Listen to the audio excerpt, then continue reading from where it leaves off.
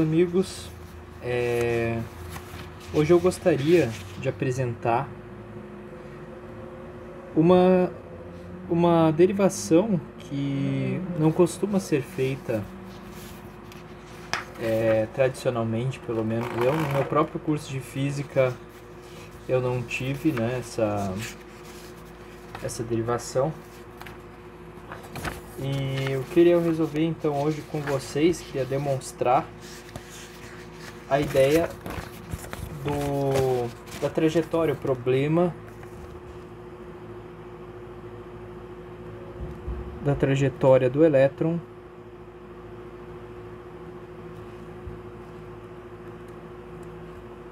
vou travar aqui, perdão, do elétron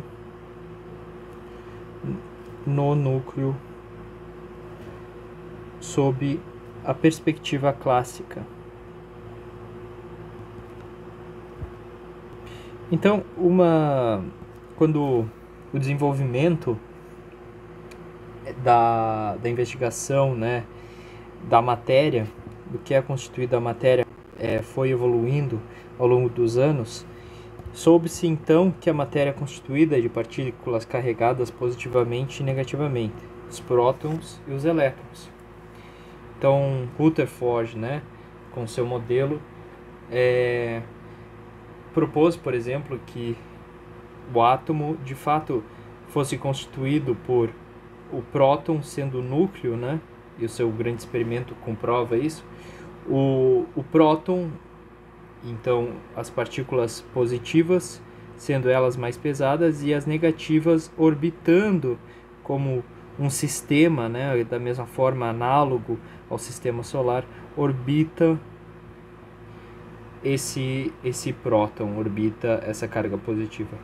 O grande problema disso e aí que vem a nossa ideia aqui, é que uma vez que o elétron é uma carga negativa, né, a carga do elétron, né, a ideia intuitiva que a gente tem é que, beleza, se o elétron ele tem essa força elétrica, ele é submetido a essa força elétrica agindo como força centrípeta, da mesma forma que um sistema planetário, por exemplo, né,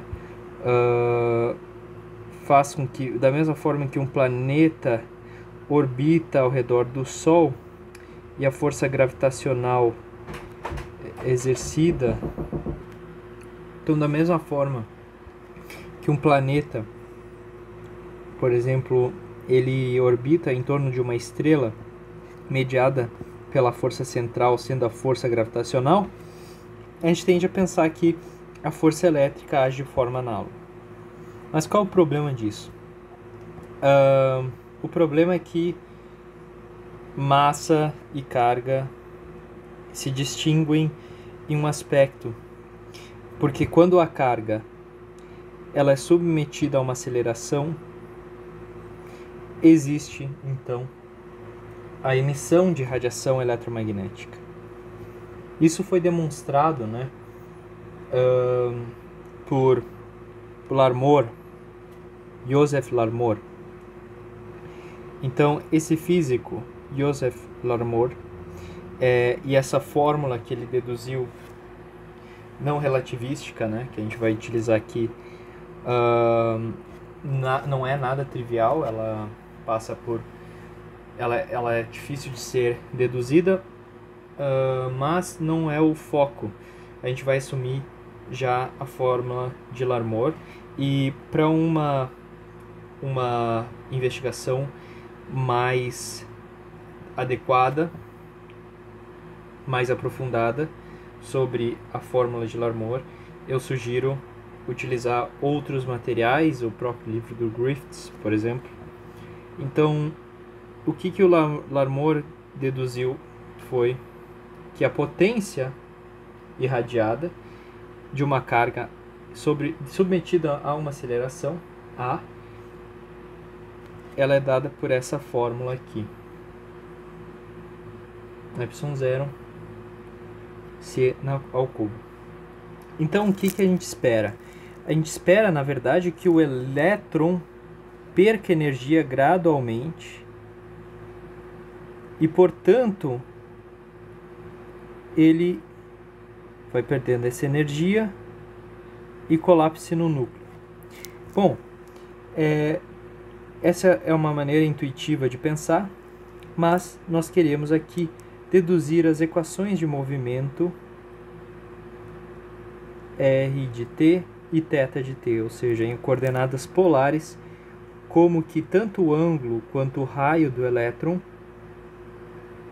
variam com o tempo. Ok? Então, vamos lá. A fórmula de Larmor, Joseph Larmor, vai nos ajudar e vai ser o cerne dessa investigação para a gente construir essas equações, certo?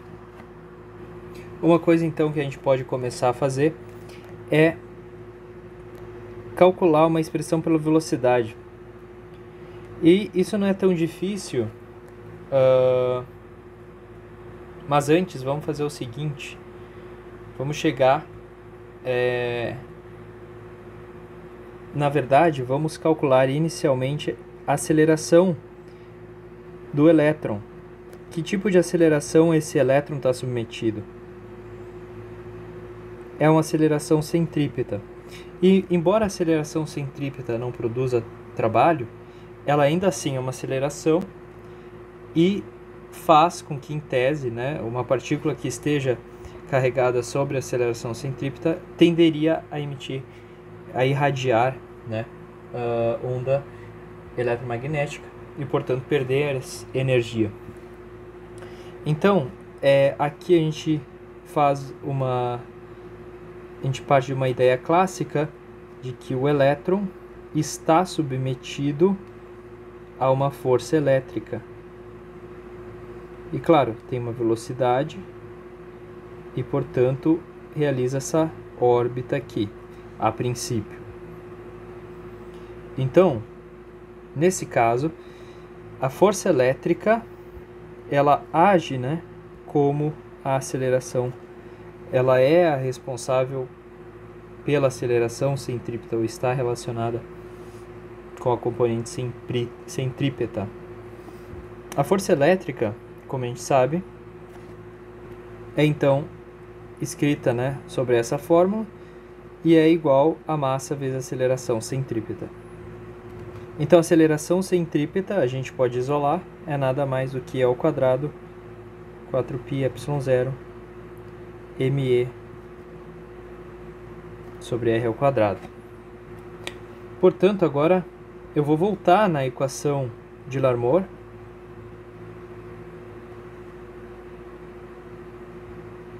e a gente vai substituir a aceleração aqui. Então, voltando para a fórmula da potência de Larmor, que é o quadrado 6πε0 c ao cubo vezes e ao quadrado 4πε0 me 1 sobre r ao quadrado. Isso tudo ao quadrado, que é a aceleração. Um detalhe importante aqui, que precisa ser dito, é que esse q ao quadrado, por causa da carga negativa do elétron, essa expressão aqui, ela vai se tornar, para a fórmula de Larmor, vamos colocar aqui, menos e ao quadrado a ao quadrado. Então, a gente faz isso aqui também. E com isso, a gente vai ficar com menos e ao quadrado, 6πε0 c ao cubo, vezes e na quarta, 16π ao quadrado, epsilon ao quadrado, me ao quadrado, r na quarta. Isso vai dar, então, menos e na sexta, 16 vezes 6, 96, π ao cubo, epsilon 0, pertensividade elétrica no vácuo ao cubo, me ao quadrado, c ao cubo, tá meio torto, c ao cubo, vezes 1 sobre r na quarta. Então, essa expressão é basicamente a potência, que é a variação da energia no tempo. Eu vou chamar esse cara aqui de uma constante beta. E então, a variação da energia no tempo, a potência, vai ser menos beta sobre R na quarta. Bom, a gente quer uma expressão para R de T. Então, vamos, pela regra da cadeia agora, tentar encontrar uma expressão que nos dê, talvez, R de T. Então, pela regra da cadeia, esse DE dt pode ser basicamente a derivada da energia pelo raio e o raio pelo t. Portanto, dE dt dr dt é dE. Perdão, eu quero isolar dr dt. Então, dE dt, dE sobre dr igual a dr dt. Aí, o que a gente precisa agora saber é, mais ou menos, calcular de fato esse dE por dr. Para isso, a gente começa a pensar como seria a energia total do sistema. Bom, para esse sistema, a gente tem então uma carga positiva e o elétron a uma certa distância do núcleo. Bom, aqui existem duas componentes básicas para a energia cinética do elétron mais a energia potencial, que é um potencial elétrico. Então, a energia potencial e a energia cinética. Então, a energia cinética é o meio da massa do elétron vezes a sua velocidade, e o potencial elétrico, muito conhecido, ele é uma função, né, basicamente, que tem aqui é 1 sobre R, né, 1 sobre a distância. Ok, então o que precisamos agora aqui para ser desenvolvido? Precisamos encontrar V ao quadrado.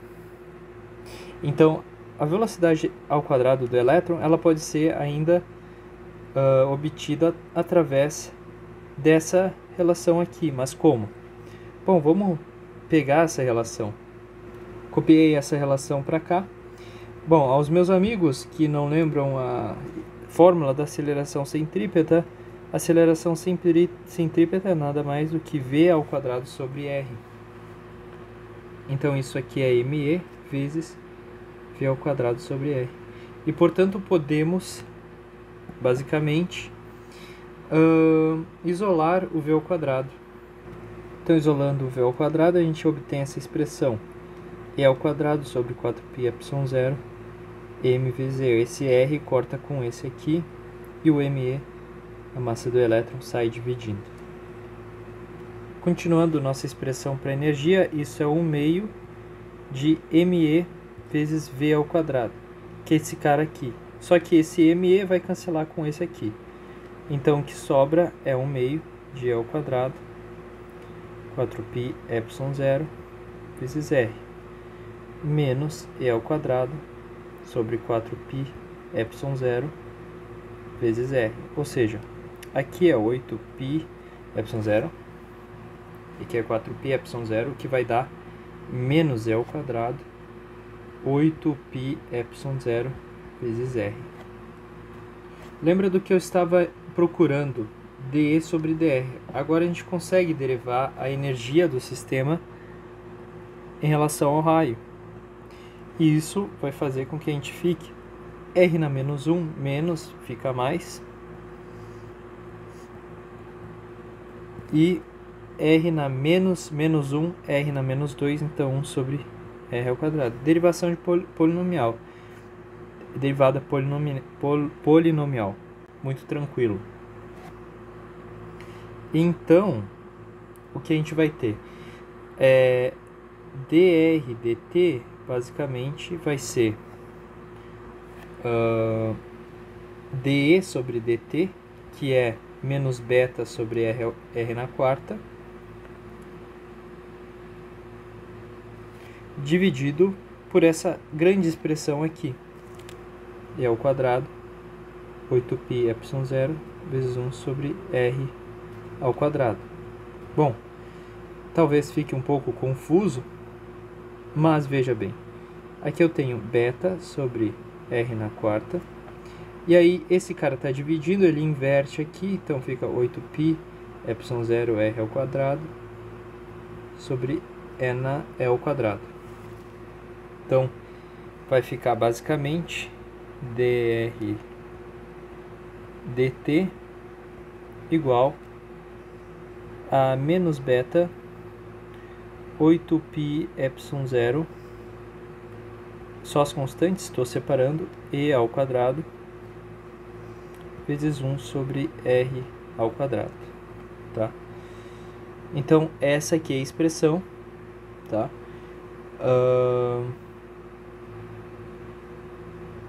Então, agora eu vou abrir, usar o beta aqui, o beta que a gente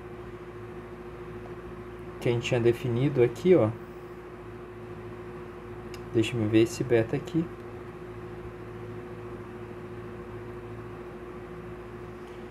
E então, para aquele beta ali, abrindo a expressão,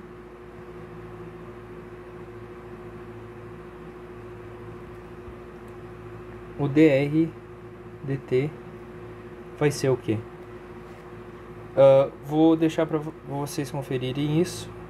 Menos e na quarta, 12π ao quadrado epsilon 0 me ao quadrado c ao cubo vezes 1 sobre r ao quadrado, certo? E aí esse cara eu vou chamar de alfa. Então, dr dt é igual a alfa sobre r ao quadrado. Beleza, então essa é a nossa primeira expressão. E basta para resolver, né, r de t, a gente resolve essa equação diferencial. Não deixa de ser uma equação diferencial, embora muito simples. Então, como a gente resolve essa equação diferencial, a gente fica com dr r ao quadrado igual a alfa dt. Eu vou chamar esse alfa de alfa linha, tá? Por um motivo específico que depois a gente vai ver. Então, aí eu integro isso, né? Então eu vou obter r na 3 sobre 3 igual a alfa linha t e mais uma constante aqui, k, certo? Bom,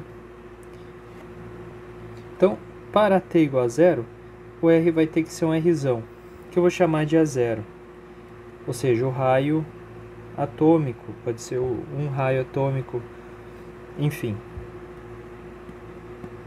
E aí eu vou ter que r ao cubo sobre 3 igual a k, só que o r é igual a rzão, ou seja, o A0, então A0 ao cubo sobre 3 é o k. Ok. Então, a expressão geral vai ser r ao cubo sobre 3 igual a alfa linha t mais A0 ao cubo sobre 3. Com isso eu consigo multiplicar por 3 dos dois lados da expressão. Eu vou ficar com r ao cubo igual a 3 alfa linha t mais A0 ao cubo. Com isso, esse 3 alfa' eu vou chamar de alfa simplesmente, porque alfa' a gente viu que seria menos e na quarta 2π ao quadrado epsilon 0 me ao quadrado c ao cubo. Eu vou chamar de alfa 3 vezes alfa', que é nada mais do que menos e na quarta dividido por 4π ao quadrado epsilon 0 me ao quadrado c ao cubo. É só uma questão aqui que eu resolvi achar esteticamente melhores para escrever essa expressão. Então vai ser alfa t mais a0 ao cubo. Então r vai ser igual a alfa t mais a0 ao cubo na 1/3. Ou seja, essa expressão serve para r de t, meu amigo, ok? Ok. Perfeito. Agora, como eu imagino que vocês estejam muito curiosos, essa expressão aqui, eu peguei de algumas referências na internet. Agora, essa parte que eu desenvolvi, que é para o θt, eu só fui desenvolvendo mais um pouco as equações, nada muito difícil. Mas, então, como que a gente continua aqui para o θt, né? Para o θt não tem muito segredo também. A gente sabe que quando uma partícula ela está submetida a um movimento angular, né? A gente pode relacionar algumas grandezas aqui. A velocidade da partícula, né? Ela nada mais é do que uma grandeza chamada frequência angular vezes o raio, em que na verdade a frequência angular é a variação do ângulo pelo tempo vezes o raio. Isso vale para todo instante de tempo. Então, o dθ dt é nada mais do que a velocidade em qualquer instante de tempo sobre o raio em qualquer instante de tempo. Beleza? Então, a gente já sabe que a velocidade, né, a gente anotou aqui, ó. A gente estava fazendo a fórmula velocidade, é dada por essa expressão. Então, a velocidade em função do tempo é a raiz quadrada de e ao quadrado sobre 4π epsilon 0 me vezes 1 sobre r. Então, essa é a expressão para velocidade, o r em função de t. E o r de t também temos lá a nossa expressão, essa daqui. Mas olha que curioso, né? O dθ, então, dt, ele é raiz quadrada de e ao quadrado, 4π epsilon 0 vezes me, vezes r de t. Aí, se r de t, eu vou fazer menos 1 meio sobre r de t. Então, esse cara aqui, né, vai ficar e ao quadrado, 4π epsilon 0 vezes me, vezes r de t na menos 3 meios, porque esse r de t ele passa para cima, r de t na menos 1, e menos 1 meio, menos 3 meios, certo? Ok, então, bom, a gente sabe que, escrevi a expressão aqui, a gente sabe que esse cara é o r de t, mas o que eu quero é o r de t na menos 3 meios, então eu vou ter que, digamos assim, elevar esse cara na menos 3 meios, tá? O que vai fazer com que esses caras cortem e, basicamente, esse será o resultado final. Alfa t mais a0 ao cubo na menos 1 meio, que é basicamente essa expressão aqui. Agora, bom, isso ainda é uma equação diferencial, também nada muito difícil. Antes, eu vou chamar esse cara de gama, uma outra constante. Então, isso vai fazer com que eu passe esse gama dividindo aqui para o dθ. Eu integro dos dois lados, o que vai me dar? Bom, aqui eu posso usar uma regra básica da integração por substituição. Se eu assumir que αt mais a zero ao cubo é igual a 1, a u, né?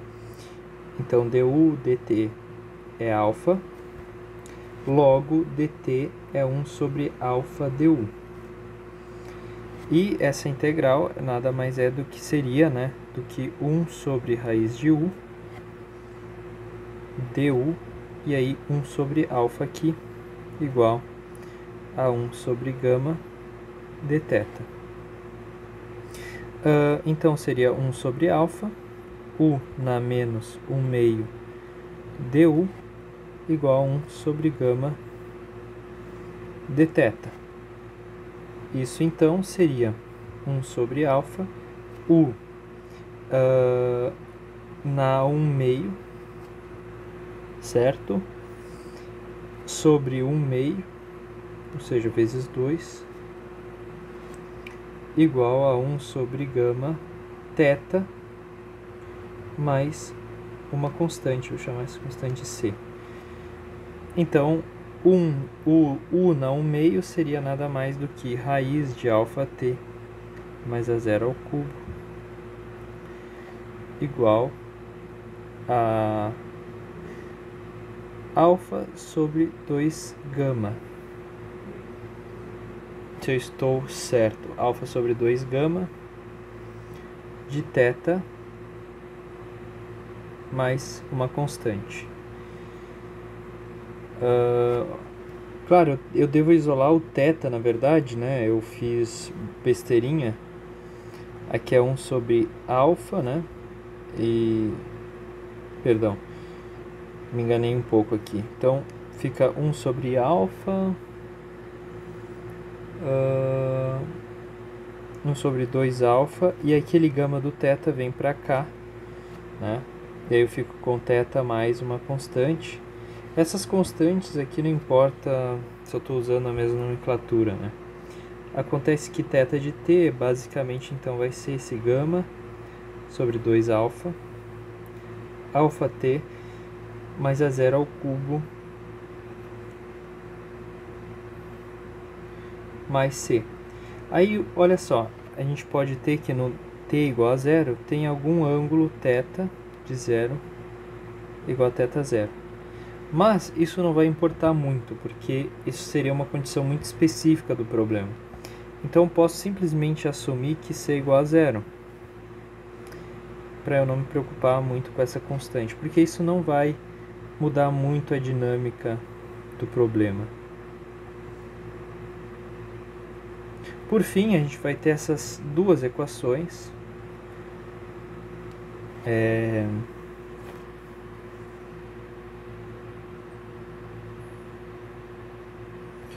E por meio dessas duas equações, fazendo, por exemplo, ou usando coordenadas polares, ou fazendo simplesmente uma transformação r de t, seno de θt, cosseno, perdão, y r de t vezes seno de θt, nós vamos poder plotar esses gráficos. Agora, algumas considerações para fazer a plotagem desses gráficos que eu vou fazer com Python. Bom, tem um negócio que chama unidades atômicas de Hartree. E para que a gente implemente sem muito erros numéricos, é importante a transformação de certas constantes em unidades atômicas de Hartree. Então, por exemplo, a carga elétrica do elétron se torna uma unidade atômica, se torna uma unidade, né? A massa se torna 1 também. A permissividade do vácuo, ε0, 1 sobre 4π. E se a gente fizer então esses cálculos aí, acontece que a constante alfa em unidades de Hartree seria então menos alfa, é que alfa daí é a estrutura constante da estrutura hiperfina, né? Eu vou usar outra constante, vou usar delta, não, vou usar si. Então menos alfa ao cubo sobre π, tá? E essa a alfa é a constante de estrutura hiperfina. Agora temos a outra constante, que é o gama lá, né? O gama, usando essas mesmas unidades, vai nos dar basicamente 1, né, unidades em Hartree. Então, quando a gente calcular, por exemplo, o raio de t em unidade de Hartree, naturalmente esse raio vai ser em raios atômicos, né, unidade de raio atômico de Hartree, que é em raio atômico de Bohr, raio de Bohr, tá? Que é basicamente o A0 lá do hidrogênio. Então, 1 a 0, 2, 3, enfim. Com isso, né, basicamente a gente vai obter que o R de t, né, ele vai ser esse raio, vai ser xi de t mais A0 ao cubo, né, na 1/3. E de novo, esse A0 ao cubo vai ter que ser em unidades atômicas, vai ter que ser em raios de Bohr, ou seja, 1, 2 raios de Bohr. E o θt basicamente vai ser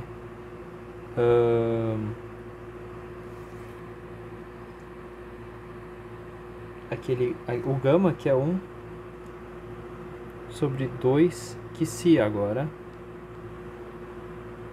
é que si de t mais A0 ao cubo. Bom, eu fiz esse gráfico em Python aqui, né, com todas essas ideias, né, unidades atômicas de Hartree.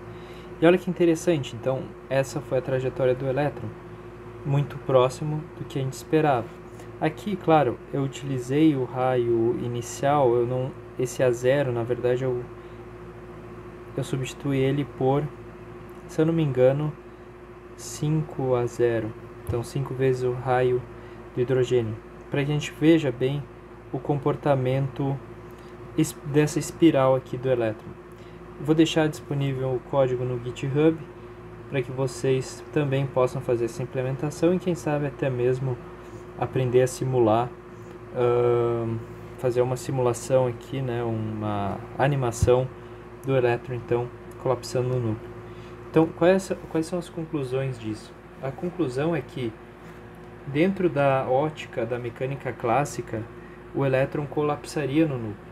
Então, não haveria estabilidade para a matéria existir, para que as moléculas, para que ligações, e para que até mesmo átomos mais complexos, mesmo mais simples, como o próprio hidrogênio, pudesse existir na natureza. Isso foi um problema por muito tempo e foi com a mecânica quântica, né, com as bases da física e mecânica quântica, que a gente conseguiu explicar esse comportamento. Por que o elétron não colapsa no núcleo? Então, a mecânica quântica explicou, né, e é através das suas premissas, dos seus fundamentos, que a gente consegue explicar a estabilidade e o comportamento da matéria na sua perspectiva mais microscópica, mais fundamental. Então, esse foi o meu primeiro vídeo explicando conceitos de física. Estou um pouco cansado, mas espero que vocês gostem, porque essas equações aqui, ao menos eu não vi aí de forma muito fácil na internet, né?